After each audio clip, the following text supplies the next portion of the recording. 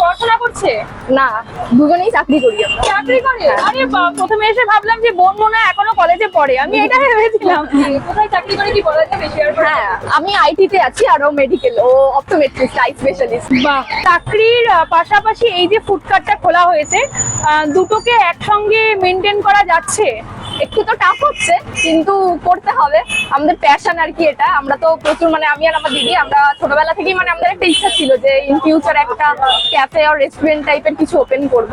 তো ইনিশিয়ালি সেটা করিনি, কারণ একটা টাইমের পর, কারণ রেস্টুরেন্ট বা ক্যাফে তো একটা হিউজ ইনভেস্টমেন্ট, সেটা কতটা কি সাকসেসফুল হবো জানি না। তো তার জন্য আমরা প্ল্যান করেছি যে ইনিশিয়ালি আমরা একটা ফুড কার্ট ওপেন করতে পারি।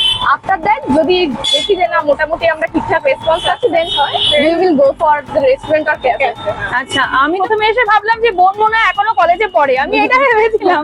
না, এতটা ছোট লাগছে মনে হচ্ছে কলেজে পড়ে। আচ্ছা, তো এই যে কার্ডটা কতদিন হয়েছে? আমাদের উল্টো রাতে ওপেন হয়েছে, 1.5 মাস। আচ্ছা, হয়ে গেছে। তো